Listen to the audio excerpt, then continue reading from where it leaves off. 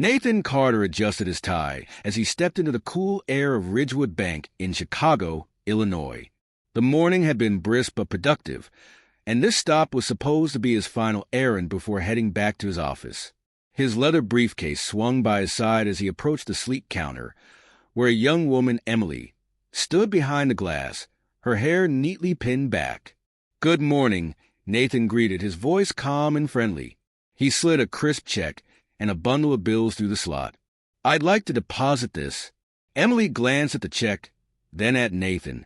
Her eyes lingered for a moment too long, narrowing slightly. "This line is for business clients only," she said, gesturing toward another line filled with customers. "I am in the right place," Nathan replied, his smile unwavering. "This is a business account deposit." Her lips pressed into a thin line. "I'll need to see some identification," she said curtly.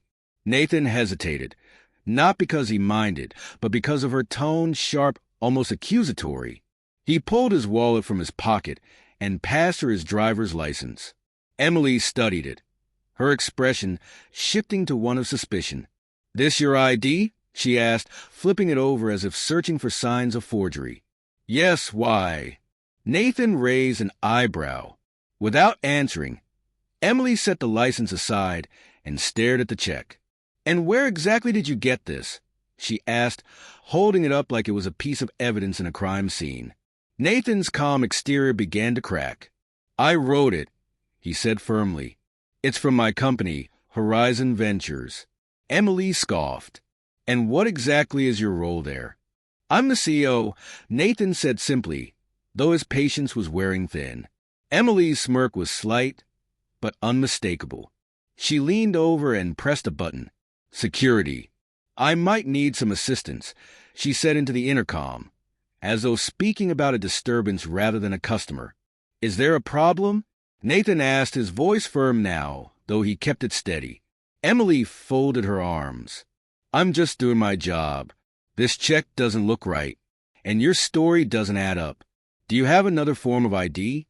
A passport, maybe?" Nathan stared at her, incredulous. "Who carries a passport to the bank?" Her lips curved into a thin smile.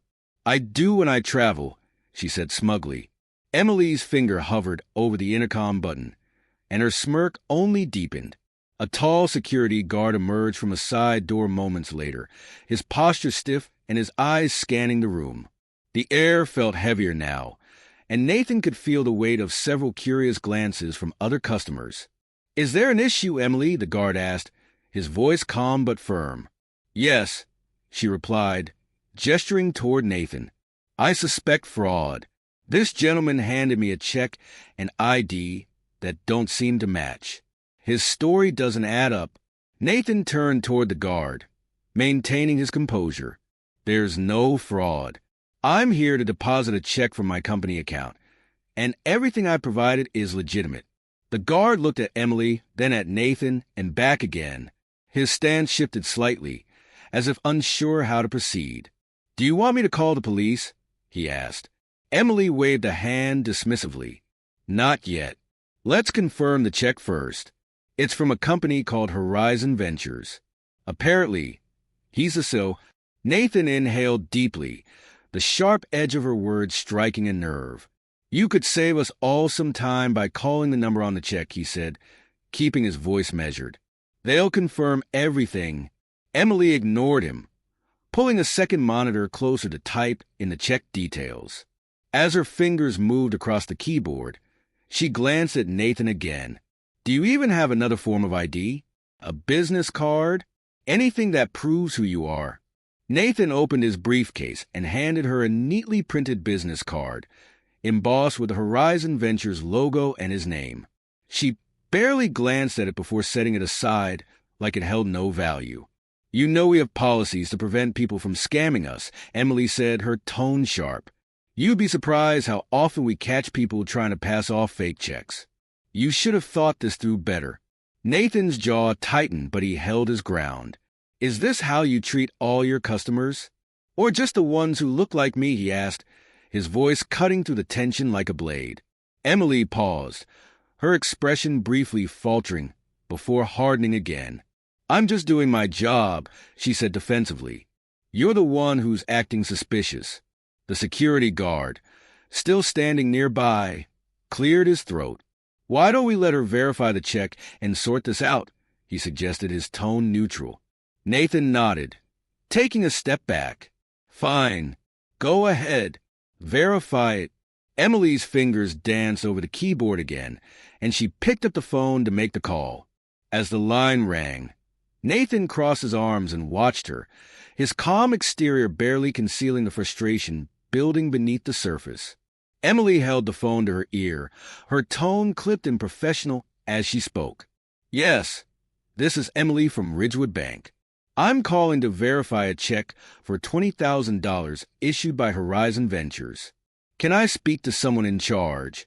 Nathan stood silently, his face unreadable, while the security guard shifted uncomfortably. The room seemed quiet as customers nearby pretended not to listen, but leaned in ever so slightly. A pause stretched in the air as Emily's expression flickered.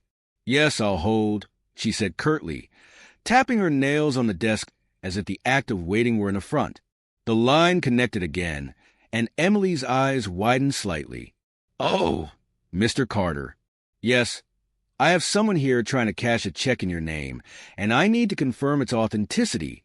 Nathan arched a brow, tilting his head as he waited for the inevitable. Emily's expression shifted rapidly, her smugness evaporating into confusion, then shock. Her cheeks flushed as she stammered. Yes, of course. I didn't realize. Oh, thank you. She placed the phone down with a trembling hand, her gaze darting toward Nathan but unable to meet his eyes. It's all verified, she mumbled, her voice barely above a whisper. The bank manager, a composed man named Carl, walked out of his office just then, likely summoned by the commotion. He glanced between Emily, the security guard, and Nathan. What's going on here? He asked, his tone firm but calm. Emily straightened, trying to salvage her authority. I was just verifying a suspicious transaction, she said quickly. But it's all sorted now. Nathan took a step forward, his voice calm yet firm. What she means is that she falsely accused me of fraud, questioned my identity without cause, and treated me like a criminal for no other reason than her assumptions. Carl's brow furrowed as he turned to Emily. Is this true? Emily stammered.